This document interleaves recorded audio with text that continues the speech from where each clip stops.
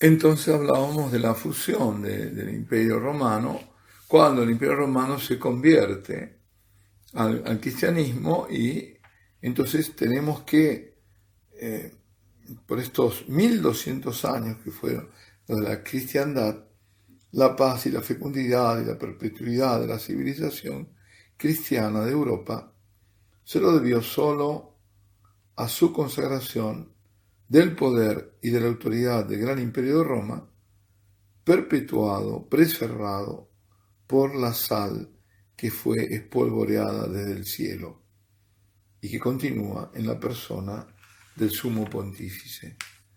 Y en ese orden de civilización cristiana de la que fue el creador. Y así llegamos, o nos aproximamos, a una solución cuando se dijo que el poder que obstaculiza la revelación del hombre de iniquidad, del anticristo, es no solo una persona, sino un sistema. Y no solo un sistema, sino una persona. Y no es un juego de palabras.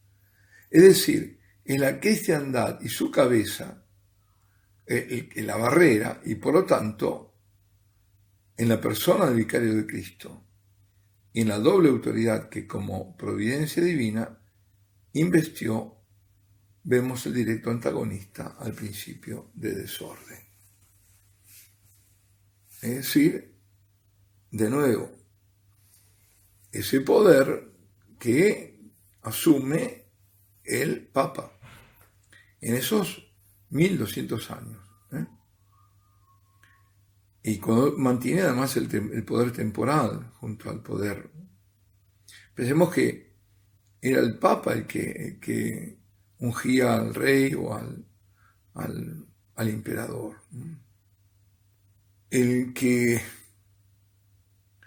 no conoce ni reconoce ley alguna, es decir, el anticristo no obedece a nadie más que a su voluntad, no tiene ningún antagonista en la tierra más directo que el vicario de Cristo, el Papa, que lleva en sí al mismo tiempo el carácter de realeza y sacerdotal, y representa los dos principios de orden, en lo temporal y en lo espiritual. El principio de monarquía o de gobierno y el principio de autoridad apostólica. Por lo tanto, volvemos a aquellas tres interpretaciones. Se verifican en esto. Las tres interpretaciones se verifican en esto.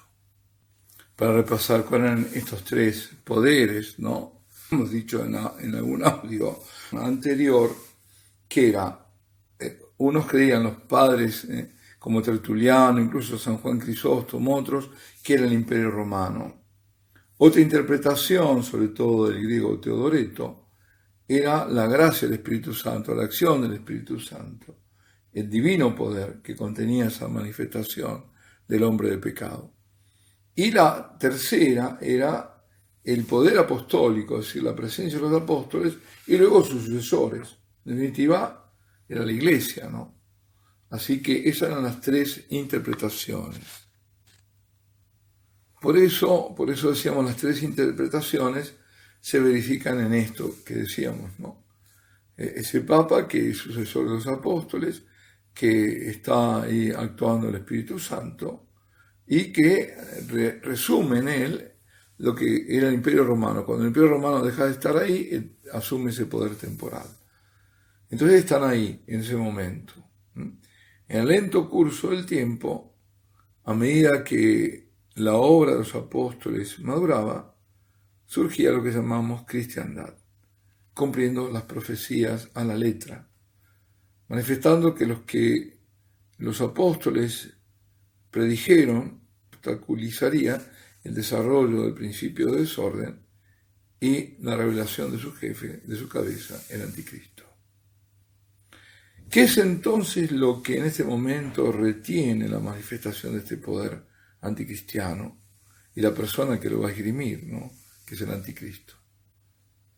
Es el remanente, el resto de la sociedad cristiana que aún existe en el mundo. Es decir, cuando deja termina la cristiandad, queda ese resto esparcido, los cristianos, los verdaderos cristianos, la iglesia. Porque pueden solo haber dos sociedades, la natural y la sobrenatural. La sociedad natural es aquel orden político que viene de la voluntad del hombre, sin relación con la revelación, con la encarnación de Dios. La sociedad sobrenatural, en cambio, es la iglesia, comprendiendo aquellas naciones. Estamos hablando de lo que está diciendo además Canal Manning, estamos hablando del siglo XIX, donde todavía había naciones cristianas, porque hoy, ¿dónde las encontramos? Digo que siendo penetradas por el espíritu de fe y la unidad católica, en ese momento son fieles a la verdad, a los principios sobre los que se constituyó primero la cristiandad. Estamos hablando del siglo XIX, porque todos podemos hacer el comentario de donde estamos ahora parados, ¿no? Desde entonces, la fundación de Europa, el orden político, no estamos hablando de la Comunidad Europea, ¿no? Lejos de eso. Sino esta Europa cristiana, el orden político del mundo reposó ¿sobre quién? ¿Sobre quién? Sobre el Dios hecho hombre, sobre la encarnación de nuestro Señor Jesucristo.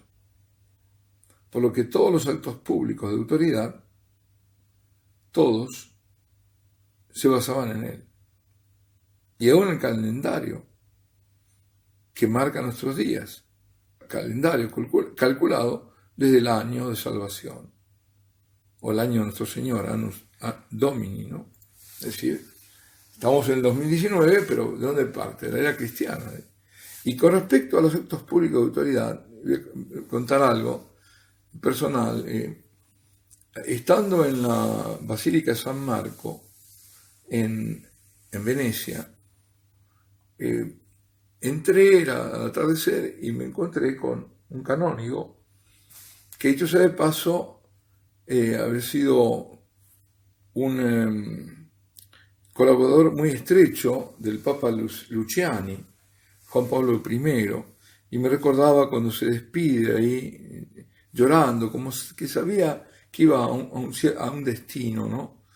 Se abrazaron y me contaba, me hizo de guía en la Basílica San Maravilla, que es la Basílica San Marco, o en español San Marcos, en italiano San Marco. Y me contaba, luego fuimos desde afuera, miramos el gran concilio, el consejo de la República de Venecia, la Serenísima, ¿no? Y me decía este canónigo sacerdote que cuando ellos emitieron una ley, esa ley no podía entrar en vigor si el consejo ese día no había asistido a misa. Todo el consejo tenía que asistir a misa. Fijémonos cómo estaba compenetrado lo espiritual en el gobierno temporal, ¿no? Es decir, la ley sancionada entraba en vigor cuando ellos, si ese día no habían ido a misa, estaba ahí como letra muerta, hasta que fueron a misa todo el consejo. Había un gran consejo y un pequeño consejo, ¿no? Bueno, y esto porque el orden bajo el que vivimos se basa en la encarnación, sobre la encarnación. El cristianismo es nuestra fundación. Y nosotros reconocemos las leyes reveladas por Dios, dadas en su Hijo encarnado, y por el Hijo encarnado, dado a los apóstoles, y los apóstoles a su vez que la dan al mundo. Y estos son los primeros principios de toda la legislación cristiana, de todas las sociedades cristianas, de toda, digamos, la sociedad cristiana. Justamente lo que estamos viendo ahora, siendo esto así, es la oposición de Cristo y el por qué, entonces ahora entendemos, se está legislando en contra. Porque la ley de aborto, por ejemplo, la ley de eutanasia, la ley del gaimonio, es decir, de la unión de homosexuales, son todas contrarias a la ley de Cristo. Todas. A la ley cristiana, al principio cristiano. absolutamente lo opuesto. Entonces esto es el minar absolutamente esta sociedad cristiana. Es los embates últimos de este espíritu del anticristo que se está manifestando. Y que lo vamos viendo, pasando el tiempo casi no nos damos cuenta, va penetrando y cada vez más y a más y a más y a más. Y no va a dar marcha atrás, y no la da, no la da. No importa el gobierno que venga, lo hemos visto. No importa, no se da marcha atrás. Y repito, en la situación sobre el siglo XIX, y para los que hemos vivido en el siglo XX, por lo menos gran parte de nuestra vida, todavía esto era cierto. Por lo tanto, podemos en la pérdida dramática de estos hechos, ver cómo el misterio de la iniquidad, o sea, el tiempo del anticristo, lo tenemos encima. Hemos perdido, estamos perdiendo absolutamente todo. Pero ya se lo veía asomar también en el siglo XIX. Y lo ve el cardenal Manning. Porque dice, a propósito de la sociedad cristiana y de su legislación, que en Inglaterra la religión es desterrada de la política. Y en Francia, y ahora en Austria, dice, estamos hablando de 1860 y algo, ¿no? Es declarado por acto público que el Estado no tiene religión. Hoy diríamos que el Estado es aconfesional. Estamos hablando ya del siglo XIX. Que todas las sectas participan igualmente de la vida política y del poder político. Y dice, no es mi juicio, son hechos. Estos son hechos. Vamos a detenernos aquí. Alabado sea Jesucristo, sea por siempre bendito y alabado.